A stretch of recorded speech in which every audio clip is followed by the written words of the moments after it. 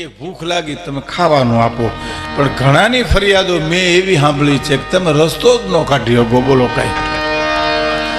હું રાજકોટ જતો તો બસમાં બેઠો હતો, મારી બાજુમાં એક ભાઈ બેઠા હતા, અને મારાથી ભૂલમાં પૂછાઈ ગયું. મેં કીધું કેમ આમ સુસ્તી જેવું છે, એટલે કઈ તાવ બાવ આવ્યો છે? મને કે આ મહિને મારો પગાર ન આવ્યો. મેં કીધું કેમ ન આવ્યો? મને કે ન આવ્યો. હવે એ ગળગળો થઈ ગયો ને હું એ રોવા જેવો થઈ ગયો. મેં કીધું આનો પગાર કોણ ખાઈ ગયું છે બિચારાનો? એટલે મેં કીધું કેમ ન આવ્યો? મને કે ન આવ્યો. પણ મેં કીધું નું કારણ હું? મને કે આગલે મહિને લઈ લીધો તો ને એટલે. હવે બોલો, અગાઉથી કાતરી જાય ને આપણા લોહી પીએ બેઠા બેઠા. હવે મારે તો આટલી જ વાત થઈ. પછી જે એને ઉપાડો લીધો ભાઈ મારા હામો, મને કે મારી બેન આટો દેવા આવી. એટલે મેં કીધું સારું કર્યું, બેન જેવો મહેમાન ક્યાંથી? મને કે સારું હું તમારું કપાર. બોલો હવે બેન એની ને કપાર મારું. હા મેં તો લઈ લેવા દેવા એને ઉપાડી ને હવા સમાચાર પૂછીને. હે તો મેં કીધું એમાં હું મારો કપાર? મને કે મોર કબાટ માગે છે, મોરલા વાળો, ચિત્તર વાળો કબાટ માગે છે. પણ મેં કીધું દઈ દો ને બેન ને, દઈએ એટલું ઓછું. મને કે દેવામાં વાંધો નથી, ઘરના ના પાડે છે. પણ તો મેં કીધું ના પાડી દો ને. મને કે તો આબરૂ ન જાય. હવે આમાં અમારે શું કરવું? ઈ કે બેન તારી, કબાટ તારો, ઘરના તારા, આબરૂ તારી. અમારો તો તારી પાસે નંબર આવ્યો એટલો જ વાંક કે બીજો વાંક અમારો કાંઈ કરો. તમે કરો શું? ઘણાનું નક્કી જ ન હોય. શું કરો તમે? જુનાગઢમાં તું એક જગ્યાએ નીકળ્યું તો એક ભાઈ મને કે 5 મિનિટ આવો ને. મેં કીધું ઉતાવળ બહુ છે, વળતા હું તો મને કે 2 મિનિટ ફળિયામાં પગ મૂકીને વૈયા જાવ ને, એમાં હું અભિમાનનું ખુસરું થઈ ગયા છે. મને એમ થયું મારો આ તો ઓળખતો હોય છે, વળી ક્યાંક પ્રોગ્રામમાં નડશે આપણને. મેં કીધું હાલ જઈ આવું ને, આપણે ત્યાં ક્યાં ખંડ ઉજળ રહી જાય છે. એટલે આમ મેં ડેલીમાં પગ મૂક્યો. એટલે મેં કીધું ઓલો કૂતરો મને કે વૈયા આવો, એ કૂતરા પાસે થઈને જ વૈયા આવો. પણ મેં કીધું કૂતરો કરશે નહીં ને. મને કે આદર લીધો અખતરો કરવો. અખતરા હારું થઈને બોલાવું તમને તો એ મને ખબર પડી. મને આ ક્યાં ઓળખે લેવા દેવા વિનાનો વિચિત્ર માણા. હા હા હા. પણ મારે તમને કેવું છે કે એ અંદરથી જે આનંદ આવે એની વાત કઈક જુદી છે, બહારના આનંદની વાત નહીં. દારૂ પી આનંદ આવે એ તો માથેથી નાખેલો નશો છે. અંદરથી જે હરવાની આવે, લહેરની આવે, અંદરનો આનંદ તો કંઈક જુદો છે. અને એ આનંદ ક્યારે આવે?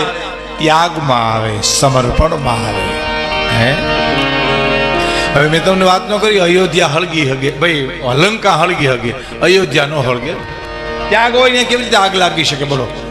હવે આ રાજડામાં કે મોટા રતડિયામાં કે તમે ગમે ત્યાં જુઓ, 2 ભાઈઓનો ઝઘડો થતો હોય. ઓલો કે આ ભેંસ મારી છે ને ઓલો કે આ ભેંસ મારી છે, તો ત્યાં ઝઘડો થાય ને તમે ત્યાં જમાવી હગો લ્યો તારો. તો આની કોઈ 2 લાકડા નાખીને હળગાવો, આની કોઈ 2 લાકડા નાખીને હળગાવો તો ભડકા થઈ હગે. પણ ઓલો કે આ ભેંસ મારે ન જોયું, ઓલો કે મારે ન જોયું, ત્યાં તમે કેવી રીતે ઝઘડો કરી શકો ભલા માણસ? એમ અયોધ્યાની ગાદી ચિત્રકૂટના ઘાટની ઉપર ફૂટબોલના દડાની જેમ સત્તા રખડતી હતી. રામ કે હું નો રાખું, લક્ષ્મણ કે હું નો રાખું, ભરત કે હું નો રાખું, અને શત્રુઘ્ન કે હું નો રાખું. ત્યાગ હોય ને આગ કોઈ દી લાગે જ નહીં. મને એક જણે કીધું હતું, મને કે મહાભારતમાં રામાયણમાં ફેર શું? મેં કીધું રામાયણ મહાભારતમાં. મને કે નહીં, એક શબ્દમાં રામાયણ આવી જાય ને એક શબ્દમાં મહાભારત આવી જાય. મને કે બોલો. મેં કીધું એ ક્યાં શબ્દો? મને કે મારું તારું. એ બોલો, જે ઘરમાં, જે કુટુંબમાં, જે ગામમાં મારું મારું થતું છે ને, ત્યાં મહાભારત છે. અને જે કુટુંબમાં, જે ગામમાં, જે સમાજમાં તારું તારું થતું છે ને, ત્યાં રામાયણ છે. આ તારું, આ તારું, આ તારું, આ તારું, અને આ મારું ત્યાં મહાભારત છે. અને સમર્પણ ત્યાગમાં રામચરિત્ર માનસ. તો એ મોજ તો જ આવે. અગમ અગોચર અલગ ધણીની ખોજ મારે હું. અગમ અગોચરો જે બુદ્ધિથી પકડાય નહીં. બુદ્ધિથી પકડાય. ચંદ્ર સૂર્ય વરસાદ એની એ કઈ આપણે વિચારી શકીએ? વિજ્ઞાન હજી ફાફા મારે કેટલા ઉપગ્રહ અને ગ્રહ છોડ્યા તો કોઈના પતા લાગ્યા નથી. એ આપણે કેવી રીતે ઓળખી શકીએ? આપણે તો મજા એટલા માટે આવે છે કે એનું એકેનું બિલ નથી આવતું ને એટલે. બાકી સૂર્યના ચંદ્રના વરસાદના પવનના બિલ આવ્યા તો આપણે તો આપઘાત કરવી પડે. કારણ કે આપણે થોડા ઘણા બિલમાં જો છેડા ફેરવી નાખતા હોય ઘેરે ઘેરે તો એના બિલ તો મારી જ નાખે ને આપણને. હે અગમ અગોચર છે, બુદ્ધિથી ન પકડાય એવો અગમ અગોચર અલગ ધણીની ખોજમાં ભાઈ. હે હા હા બહુ સાચી વાત દાન અલગારી કરે છે. કાળ કામનું એમાં કાંઈ નો હાલે અને કાળ કરે કાળ કામનું એમાં કાંઈ નો હાલે રે અને મરવું જાણે મરજીવાને તો રમતા તાલે રે. જો ઘણા માણસો આ જિંદગીને રણનું મેદાન સમજે છે, ઘણા માણસો આ જિંદગીને રમતનું મેદાન સમજે છે. ઘણા આખી જિંદગી રણ મેદાનની જેમ જિંદગી જીવા કરે, આખડા કરે, બાયધા કરે, જિંદગી પૂરી કરે. અને ઘણા રમતનું મેદાન કરે સમજી અને રમતા રમતા જીવન પૂરું કરી નાખે, દાંત કાઢતા કાઢતા જીવન પૂરું કરે. ઘણા આ જિંદગીને ડ્યુટી સમજે, વેઠ સમજે, નોકરી સમજે. ઘણા જીવનને બ્યુટી સમજે, સુંદર સમજે. જીવન સુંદર છે, જીવવા જેવું છે. અને ઘણા વેઠ, જાવું પડશે, ગાવું પડશે, બોલવું પડશે, ત્યાં થાક બહુ લાગે, કરવું પડશે, ત્યાં થાક બહુ લાગે. હાલભાઈ બહુ સારી વાત કરી. આપણે ચારણો તો થોડા આળસુ એ ખરા ને, એટલે મા શબ્દ એક જ દીધો, આ વધારે શબ્દો કદાચ નહીં બોલી શકે એમ, એટલે માં પૂરું થઈ જાય. આ બહુ સરસ છે ને શબ્દ દર્શન કર્યું છે. ઘણી આળસ, ઘણી આળસ. આળસની સાથે એક તમને સમજી લો, આળસે છે અને ચારણ સમાજ છે ને એ ઉદાસીન પણ છે. ઉદાસીન એટલે ઉદાસી એમ નહીં સમજતા, પણ સંપત્તિ અને ભૌતિક સુખની સામે નજર ન કરનારો એક આ વર્ગ છે. આ હું પ્રશંસા નથી કરતો, ખોટું નથી બોલતો. હા આ સ્ટેજ છે, તો ખોટું બોલીએ તો આપણને પાપ લાગે, પણ સાચું ન કહીએ તો મહાપાપ લાગે. જેવી રીતે મેઘાણીએ લખ્યું છે કે ચારણ સમાજને હું જ્યારે જોઉં છું ત્યારે એના ચહેરા ઉપર મને ઉદાસીનતા દેખાય છે, સંન્યાસ પણ દેખાય છે. ઉદાસીનતા એટલે ઉદાસીન, સંપત્તિને સામે નજર ન કરવી, એના પર રડે. તમને દાખલો આપી દઉં. ભરતજી જ્યારે ભરદ્વાજ ઋષિને આવ્યા ને રામાયણમાં, ત્યારે એને ભરદ્વાજ ઋષિને કીધું કે રામ અહીં રાત રોકાણા હતા. એટલે ભરદ્વાજ ઋષિ એમ કે છે, હા ભરતજી, રાઘવ અહીં રાત રોકાણા હતા. હો એ ઓલી ખળની પથારી છે ને ત્યાં સૂતા હતા. ભરત હળી કાઢી, હા હા મારા રાઘવને ખળની પથારીમાં હોવાનું ટાણું આવ્યું. મારી બાએ મારા માટે રાજ માંગ્યું એટલે ને એ આંખમાંથી ચોદા આહુમના પડવા. એટલે ભરદ્વાજ ઋષિ એને છાના રાખે છે, ભરતજી તમે અફસોસ કરો માં. તો ઋષિરાજ રામ મને યાદ કરતા હતા ભરતજી. તો તુલસીદાસજી એમ લખે કે ભરદ્વાજ ઋષિ શું કીધું ખબર? અરે ભરત, યાદ કરવાની વાત ક્યાં રહી બાપ. સવારના 4 વાગે હું જ્યારે સંધ્યા કરવા, પ્રાતઃ સંધ્યા કરવા જ્યારે ઉઠ્યો ત્યારે રામ સૂતા હતા નીંદરમાં. હું આ બાજુમાંથી નીકળ્યો ને અને રોમ રોમમાંથી અવાજ આવતો તો, ભરત એ ભરત, ભરત એ ભરત.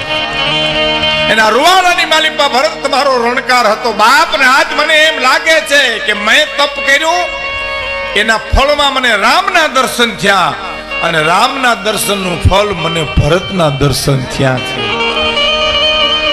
તમે એમ કહો છો મને યાદ કરતા હતા, એને રોમ રોમની માલિપાથી ભરતના રણકાર આવતા હતા. એટલે ભરતથી બોલાઈ ગયું કે તમે સાચું બોલો છો. જો આ શબ્દ મહત્વનો છે, તમે સાચું બોલો છો.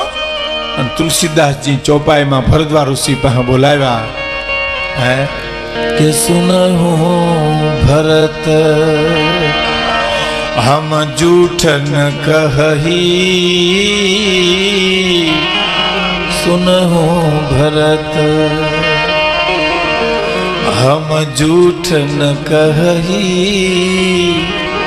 उदासीन तापस बन रही। ભરત, અમારું ખોટું બોલવાનું કારણ શું છે? અમે ઉદાસીન તાપસ બન રહી, આ જગતની અમને કોઈ પરવા નથી, અમે તો ફળ ફૂલ ખાઈને અમારું જીવન ગુજારીએ છીએ, અમારે ખોટું બોલવાનું કારણ શું? ઈ ચારણ સમાજને માટે મેઘાણીએ શબ્દ પ્રયોગ કર્યો છે, સહજ ઉદાસીન આ જ્ઞાતિના ચહેરા ઉપર મને દેખાય છે. હે આળસ ઠીક, હવે સમયના રૂપે કદાચ આળસ આવી હોય તો જુદી વાત છે, પણ ઉપરથી આવેલો આ ચારણ વર્ગ છે. પૃથ્વીરાજાને ધરતી ઉપર લઈ આવ્યા. બાકી હનુમાનજી સીતાજીના સમાજને લેવા ગયા ને લંકામાં, ત્યાં 5-6 પુરુષો મળ્યા હતા અને એને પૂછ્યું તમે ક્યાંથી આવો? તો અમે તો અહીંયા રહીએ છીએ, તમે ક્યાંથી આવો છો? અને એ ચારણો હતા અને ચારણો સમાચાર આપ્યા હતા સીતાજી અશોક વનમાં બેઠા છે, એમ પુરાણનો દાખલો છે. હનુમાનજી જયારે સીતાજીના સમાચાર લેવા ગયા ત્યારે આભાબંધની માલિપા ચારણ ઋષિઓએ સમાચાર આપ્યા હતા કે અટાણે અશોક વનની માલિપા માતાજી બેઠા છે અને સર્વ સલામત છે. એ સમાચાર હનુમાનજીને ચારણોએ આપ્યા છે. કહેવાનો મારો અર્થ હે, અંદરથી જે આનંદ આવે, બધું છોડવાનો જે આનંદ આવે. કોઈ ચારણ કવિને પ્રશ્ન કરે તો કે ખોડિયાર 18 પાદળ મહારાજે વજયસિંહને દઈ દીધા. ઘણા ચારણ આવ્યું, એ બધાને ગામ કર્યા દીધા હતા, તો ચારણોને કેમ રોકાઈ ન દીધું? કે ભાઈ ચારણોને એટલા માટે ન દીધું કે મારા દીકરાને કઈ જરૂર નથી, ચારણ તો જન્મથી ત્યાગી છે. હે, કહેવાનો મારો અર્થ ત્યાગ એટલે એનો અર્થ એવો તમે નહીં માનતા કે પુરુષાર્થ મૂકી દેવો. પુરુષાર્થની સાથે જે ત્યાગ ભળેલો છે ને એ આ જ્ઞાતિમાં સહજ છે, એ આ જ્ઞાતિમાં સહજ છે. એટલે કે છે કે કાલ કરે કાલ કામનું એમાં આઈનો હાલ રે, મરું જાણે મર જીવાને તો રમતા તાલે રે.